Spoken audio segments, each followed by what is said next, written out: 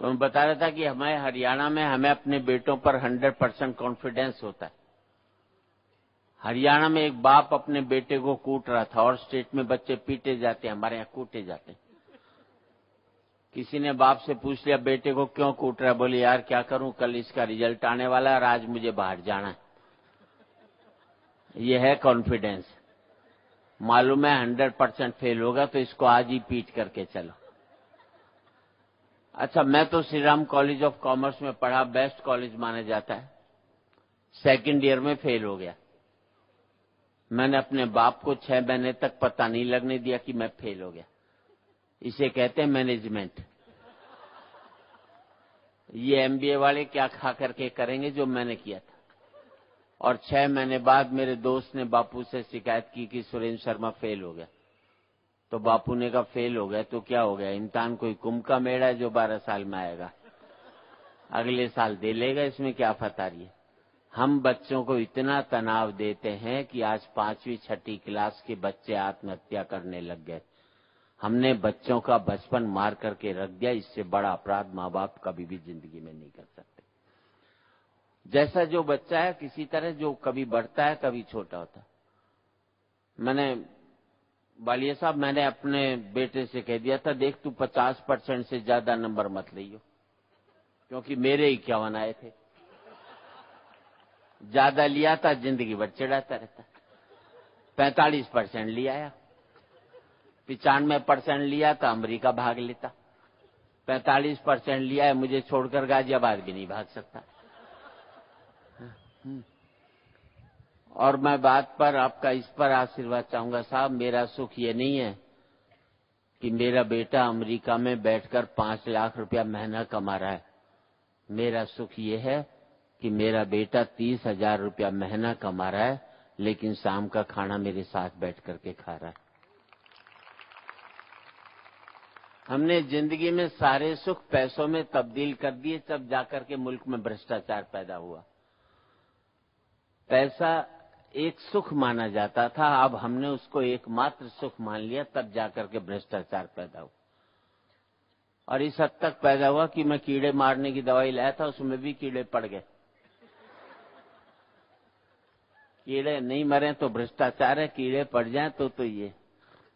और मैं तो यहाँ पर बच्चे काफी संख्या में हैं, और हरियाणा में बच्चे तो प्रैक्टिकल होते हैं।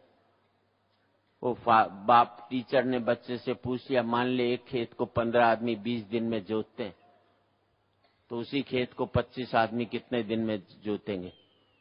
तो बच्चा खड़ा हो लिया, बोले मास्टर जी एक बार बता, जब खेत एक बार जुत गया तो दोबारा जोतने की क्या जरूरत पड़ी भाई। जो काम हो गया उसे बार बार क्यों करवाना चाह रहे हो। अच्छा, बच्चे घर की पोल पट्टी भी खोल देते हैं। अब यहाँ बच्चे तो बच्चों से संबंधित ही बात कर, बच्चे घर की पोल पट्टी खोल देते हैं। वो मास्टर ने बच्चे से पूछा, मान ले मैंने तेरे फादर को 1 लाख रुपए दिए, 10% इंटरेस्ट, 2 साल बाद तेरे पिताजी कितने रुपए लौटाएंगे। बच्चा बोला जी एक भी नहीं। मास्टर ने चाटा मारा, बोले बेटे तुम हिसाब नहीं जानते। बच्चा बोला मास्टर जी मैं तो हिसाब जानता हूं, पर आप मेरे बाप को नहीं जानते। उन्होंने आज तक किसी का नहीं लौटाया, तो तेरा कहां से लौटाएगा। अच्छा, यहां पर तो सरीन साहब बच्चे कंट्रोल में भी रहते। अमेरिका चले जाओ तो माँ बाप की छाती पर डिस्को करते, क्योंकि पहली क्लास में टीचर बच्चों को पढ़ा देता है, माँ बाप चाटा भी मारे तो 911 को फोन कर देते।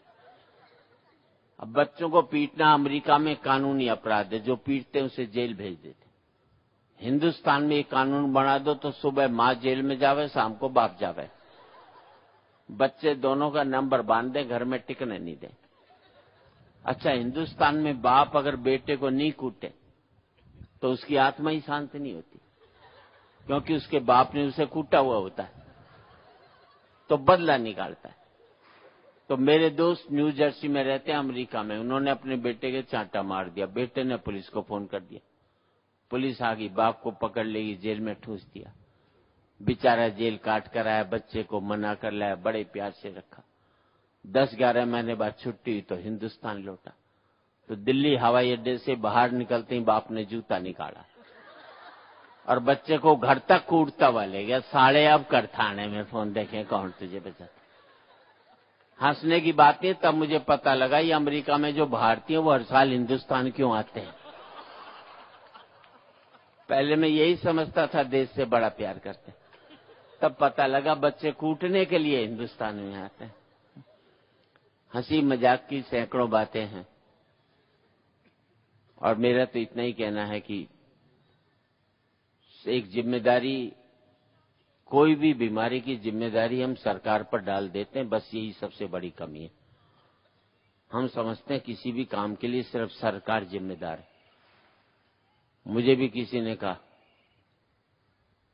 कि बोले बच्चे भगवान की देन है, फिर सरकार क्यों मना करती है। मैंने भाई नौकरी फिर भगवान से ही लो, सरकार से क्यों मांगते हो। जब उसकी देन है तो उसी से।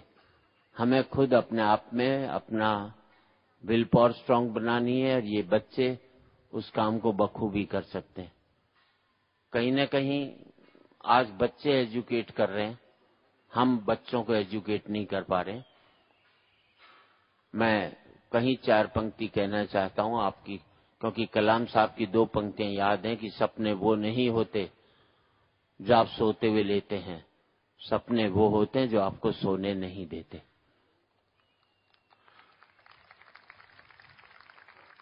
और गिद्ध ने चकोर से कहा तेरी कोई जिंदगी है, धरती पर बैठा सिर्फ चांद को ही ताकता है, मुझे देख क्या मैं ऊंचा उड़ता हूं, क्या मेरी उड़ान है। तो चकोर ने जवाब दिया ऐसी ऊंचाई और उड़ान से क्या फायदा जिसमें नजरें धरती पर पड़े मुर्दों को ही देखती रहती हैं।